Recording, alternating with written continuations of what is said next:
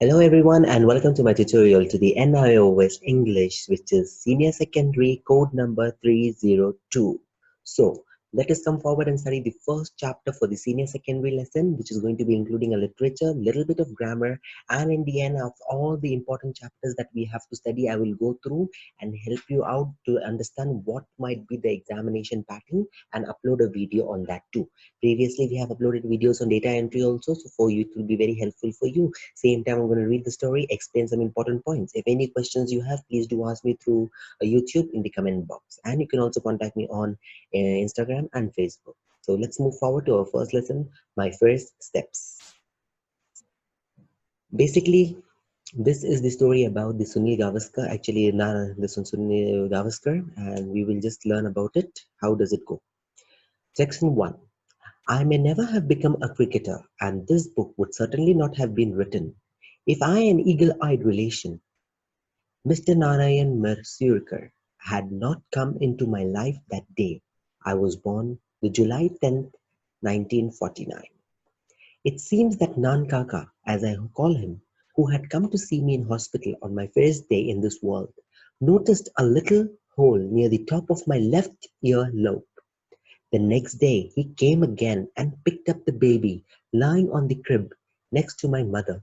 To his utter horror, he discovered that the baby did not have the hole on the left ear lobe.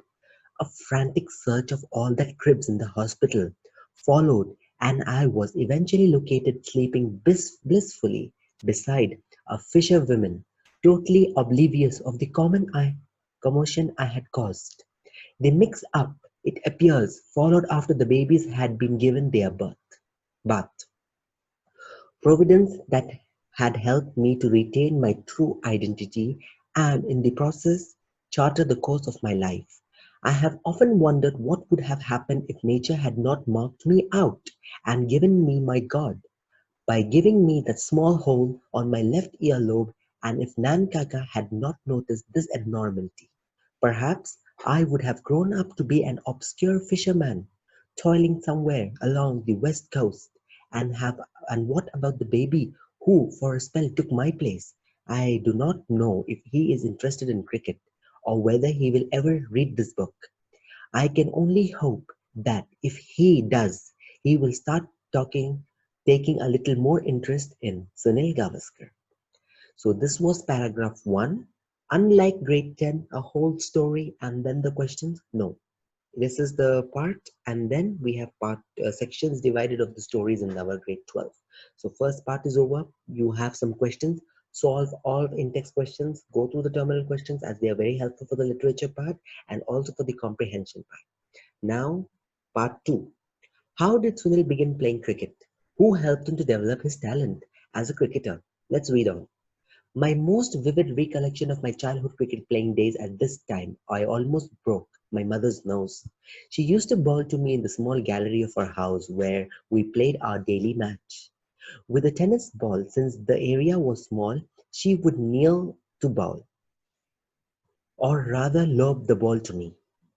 I hit one straight back and caught her bang on the nose, which started bleeding. Although it was a tennis ball, the distance between two of us was very short, which accounts for the force with which the ball hit her.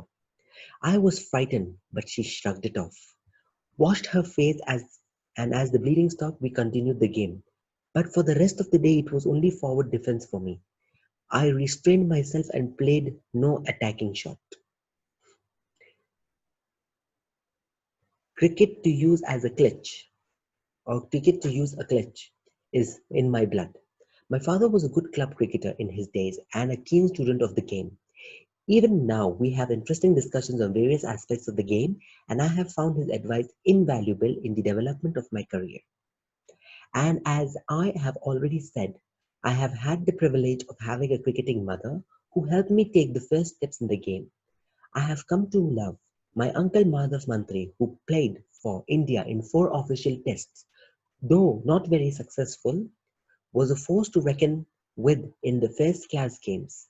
Whenever I went to my uncle's house, my favorite pastime used to be to take out his pullovers and caress them with a sense of longing. I was so attracted by the India test pullovers that once I even dared to ask him if I could take one, since he had so many. My uncle told me that one has to sweat and earn the India colors, and I too should have worked hard to earn the distinction. That is a lesson I have never forgotten. Looking back, I am glad that my uncle did not succumb to my childish fancy and instead taught me that there was no shortcut to the top. I was always fascinated by the many souvenirs he had and the large number of trophies he had won. What I liked most was a stamp bearing the autographs of the 1952 India and England teams, and I loved to linger over the autograph of every player. Right from the beginning, I wanted to become a batsman and I hated losing my wicket. This became such an obsession with me that if the rest of the boys ever got me out, I would fight and eventually walk home with the bat and the ball. This would bring the game to an abrupt end since nobody else had a ball or a bat. The boys cursed and called me names, but the tension did not last long and we generally got on very well. Among these early comrades with whom I played were the Ambia brothers, the Madrekar brothers, and several others who made up our team. Whenever I batted, they would decide beforehand would appeal at a particular ball and whether I was out or not. I had to go to the majority verdict. We often played matches against teams made up by boys living in the neighboring building, and there was tremendous interest in the trophies, as we called them. These trophies were small white metal cups for which all contributed bought for as little as 1.5 rupees. Again, you have in text question, you can just solve that out. And for the answers, you can check from behind. These are overall questions which says that the story has got over. And this is the thing. Now, in the overall questions is basically how you try to explain the answer by using as much as possible of your own words, so that your own words could literally help you to write better. And even the literature part in the exam, which is 40 to 60 words answer question, you can at least apply that also. Some vocabulary enrichment, which is compound noun. Basically, you don't get parts of speech separately, but it's just for the development purpose. So compound nouns are nothing but joining words. For example, toothpaste. So toothpaste means tooth has a different meaning, paste has a different meaning. Tooth means tooth, paste means any creamy structure. But when you join this together, it makes a new meaning. Toothpaste, the one which you use to brush your teeth. So similarly, this is called compound nouns. And then you have some similarly one example homework to be done here as 1.3 in text question exercise. Then other related questions for in-text question 1.4, where you use the compound words and fill in the blanks. Grammar, the simple past. Simple past tense is just like regular and irregular verb. For a regular one, you will put an ed like walk, walked, shout, shouted, live, lived, right?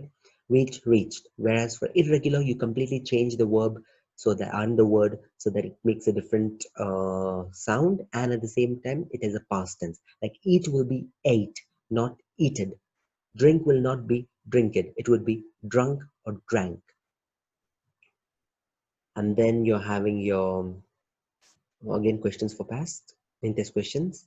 Negative sentences such as to use did not work. For example, he did not see the movie. So if the question is, my aunt went to Bombay in the holidays. My aunt did not go to Bombay, did not go. Went has to be changed to go. He obeyed the rules of the camp. He did not obey the rules of the camp. So it's like you're using the word did not. So when to use did, you know. Now interrogative means asking the question, which is did or does, do or does, and but in this case we're using directly he. So the question goes as this: Shaker went for a swim in the pool. Did Shaker go for a swim in the pool? Or did Shaker went or did Shaker go? He accepted the offer. Did he accept the offer? Note making. So basically, children, this note making is one of the important questions, students, that regarding what we have to do is basically you're given with a paragraph. Let's consider to be like this. This is a paragraph given to you. If you have this paragraph, you need to make some important points that that particular paragraph talks about. It doesn't just come up like that. Okay, so basically in NIOS, we are not having that many exercises for note making unless that you go to the different types of past papers, read those questions, and then make your own note taking. So note taking is nothing but a small technique which allows you to take out important points from every paragraph, and you just make notes. Like for example, there is a meeting going on, you're just sitting in the meeting, some important points of the meeting lecture, you're just like writing it down. pointing it. Okay, so all these are called points. So basically you take out important points from every paragraph and write. But that does not just mean note taking, that taking out the points. Basically you need to take out the points and at the same time prepare questions related to those points. For example, if and make a heading for your story. So for example, we just have one example here. So if you read this, these are the main ideas as answers that you need to fill and you need to make about the noise. Now, what if these questions wouldn't have been given to you and you just directly have the paragraph? So here is the paragraph: noise can cause widespread damage to the human body, environment, noise affects the nervous system, and so on. So what of all I'm going to say? Noise pollution as my heading. So I've chosen the heading as noise pollution. Question: what ways does noise pollution, or what are the effects of noise pollution? This can be my question. Under this, I'll write points, effects: temporary deafness, nerve affects the nervous system, causes damage to the human body. These are important points under that question. So you need to make such questions, and questions should be related to the points available in the paragraph. What if you made a question in the paragraph does not have that point? So it's going to be wrong. 4 marks. You can easily get 3 to 3.5. So just try to get that out.